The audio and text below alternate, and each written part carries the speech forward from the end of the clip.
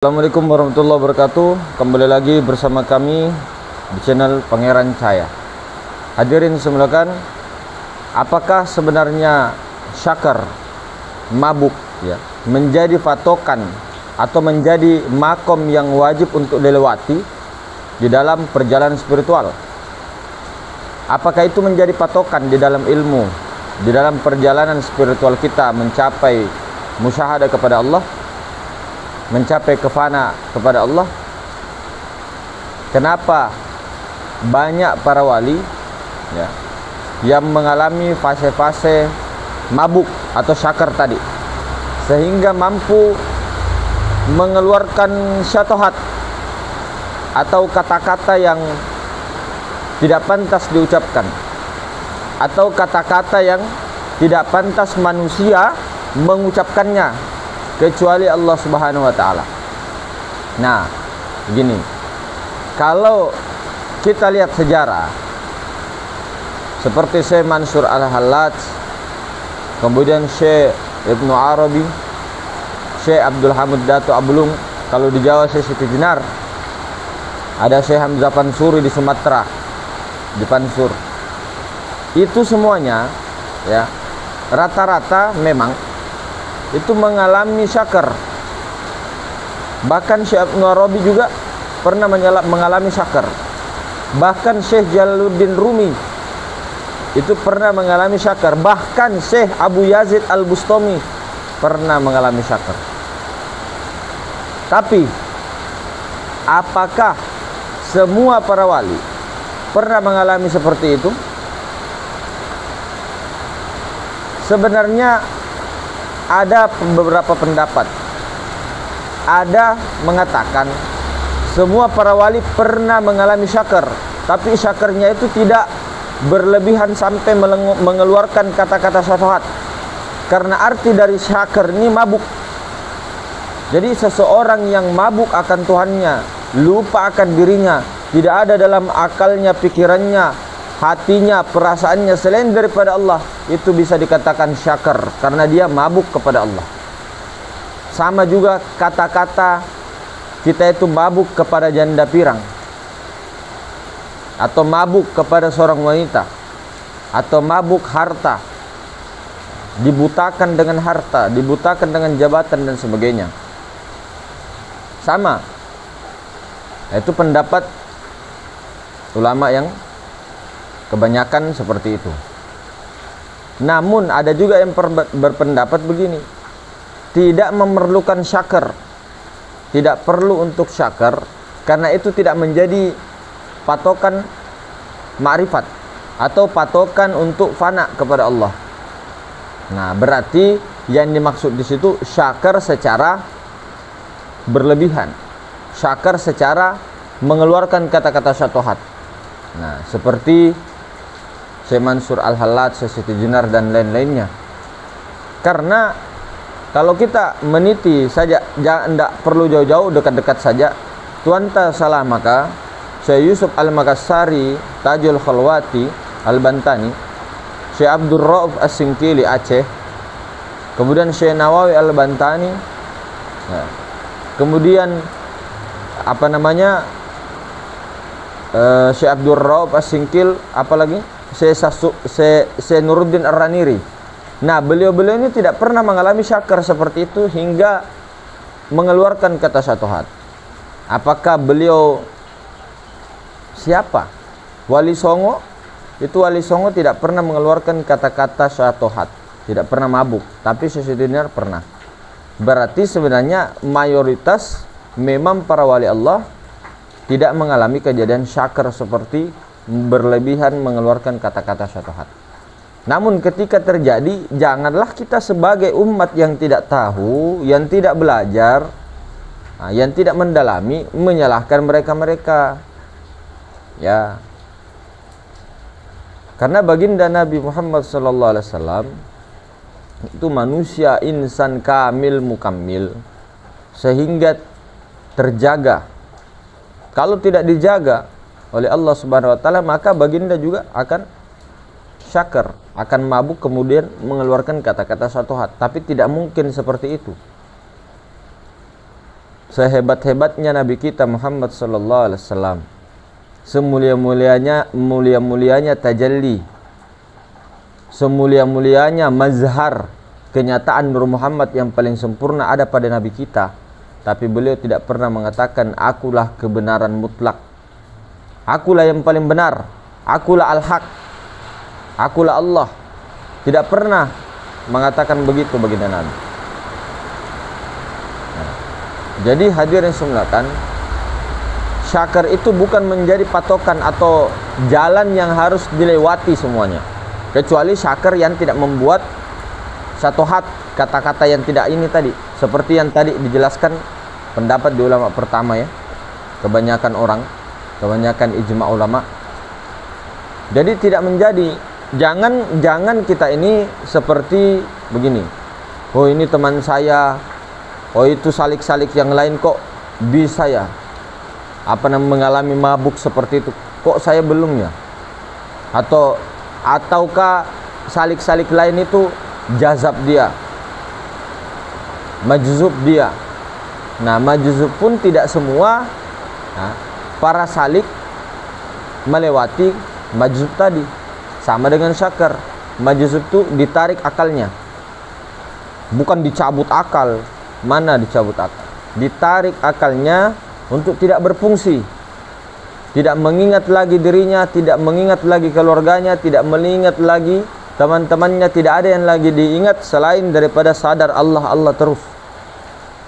Nah, sehingga dia memperlihatkan perlakuan-perlakuan yang khariqul adat, di luar kebiasaan-kebiasaan manusia, di luar kebiasaan-kebiasaan adat-adat manusia, sunnatullah.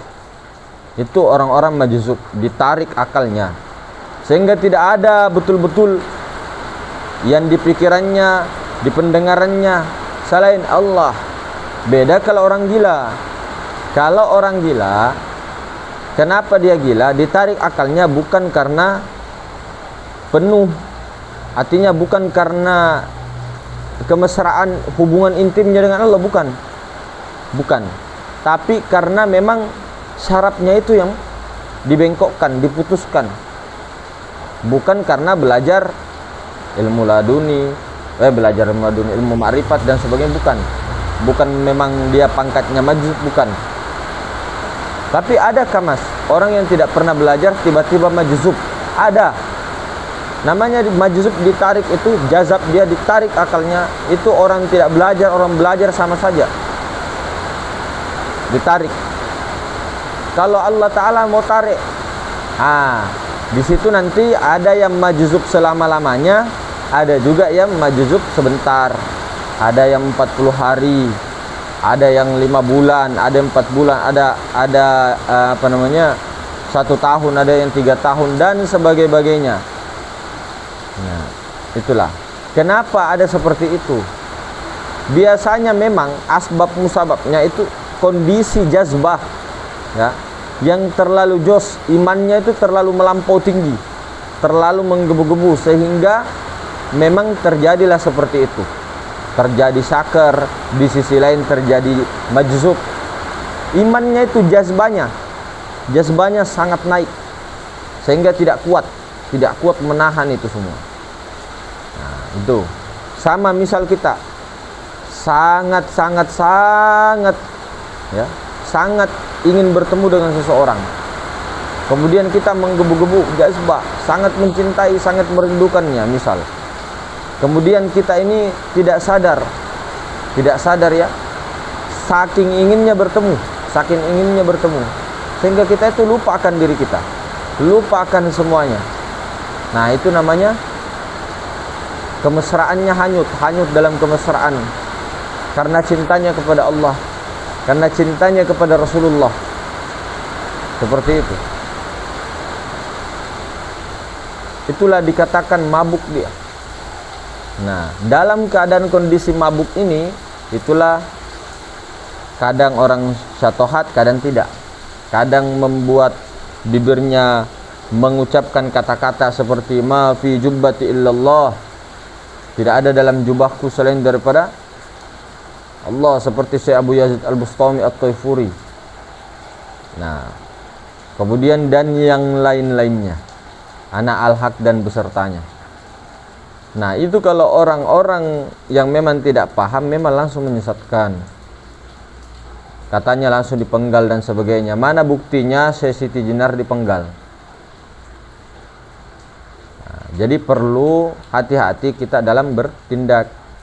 Terutama kita di Nusantara itu sering mau diadu domba oleh antek-antek penjajah dan sisa-sisa jiwa-jiwa penjajah sampai sekarang masih banyak di Nusantara, di Bani Jawi, Bani Melayu.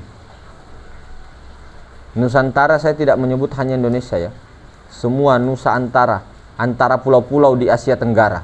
Ini yang menjadi incaran daripada penjajah bangsa yang mengetahui bahwa kejayaan-kejayaan dimulai daripada Asia Tenggara untuk kebangkitan kejayaan ya, karena sudah menjadi sunnatullah ya, ketika seseorang bangsa, suatu bangsa itu mengamalkan secara sempurna daripada makrifat, hakikat, thariqah kepada syariat, maka Allah Ta'ala janji akan jadikan dia pemimpin, akan jadikan dia khalifah di muka bumi. Allah berjanji. Allah akan berikan, alam semesta akan tunduk di hadapannya sehina-hinanya. Allah Ta'ala berjanji seperti itu. Maka salah satu bangsa yang belum pernah mendapatkan kejayaan di seluruh dunia atau menguasai paling tidak 2/3 dunia adalah bangsa Melayu, Bani Jawi. Melayu itu saya tidak mengatakan hanya Malaysia, tidak. Rasnya, baninya, itulah Nusantara. Kalau suku ya berbeda, tapi kalau bangsa, kenapa dipecah-pecah? Karena kalau kita Bani Jawi bersatu ya, mulai dari Asia Tenggara, mulai Filipina, mulai Thailand, mulai daripada Moro, mulai daripada sana Singapura, mulai daripada Malaysia sampai Malaka, sampai ke Maluku, itu semua luar biasa, Pak. Makanya kenapa orang yang paling tahu Nabi Muhammad SAW, bahkan di situ masih umur 6 tahun, itu adalah orang Yahudi. Orang Yahudi berencana menculik Nabi Muhammad SAW ketika umur 6 tahun. Waktu ketika ibunda tercinta Sayyidatuna Aminah radhiyallahu anha meninggal. Pada saat itu dibawalah baginda Nabi SAW oleh pamannya Abu Thalib, bapaknya Sayyidina Ali. Dibawalah beliau, digendonglah beliau pas di tengah perjalanan ingin diculik. Ingin diculik oleh kafir Yahudi. Ingin diculik. Karena Yahudi ini tahu bahwa Nabi terakhir nanti itu ada di kalangan Bani Quraisy. Sementara mereka berharap Nabi terakhir itu harus dari Bani Israel. Tapi mereka enggak ini. Makanya menculiklah Nabi kita Muhammad SAW. Namun dengan ketangkasan pedangnya paman Nabi yang terkenal Abu Thalib, yang bermain pedang sangat luar biasa, maka mampu dikalahkan orang Yahudi itu dan kabur mereka. Itu kan orang-orang Yahudi itu kan pengecut, main belakang. Dia di balik gunung saja. Dia suruh orang-orang Quraisy yang tangguh. Dia di balik gunung, di belakang dia. Tapi dilihat oleh Abu Thalib, pengkhianat. Padahal sudah perjanjian di situ, kesepakatan bahwa tidak boleh saling membunuh Yahudi Nasrani dengan Bani Quraisy yang ada di situ di Mekah pada saat itu. Tapi mereka melanggar janji. Masya Allah. Itulah perlu hati-hati. Nah, di sini juga ketika Indonesia Nusantara dijajah, ya, Asia Tenggara dijajah, itu bukan hanya kekayaan bumi kita yang dirampas. Itu nomor 2. Untuk mengubah sejarah Bani Jawi, bangsa yang sangat besar di masa lalu, empire yang terkuat, dirubah. Pola pikir dirubah, akidah dirubah, semua dirubah. Hingga sisa-sisa sekarang apa? Belum bisa. Kita masih terpecah belah. Maka wahai orang-orang, satukanlah tali-tali Allah. Janganlah terpecah belah. Satukanlah. Perbedaan pendapat di antara kita semuanya, itu kan rahmat. Tidak perlu saling menghujat, mencaci maki. Untukmu pendapatmu, untukku pendapatku. Bersatulah. Itu yang diharapkan oleh Nabi kita Muhammad sallallahu alaihi wasallam. Itu yang diharapkan oleh Allah Ta'ala, bagaimana dijadikan suatu suku dan bangsa itu untuk saling mengenal. Saling mengenal.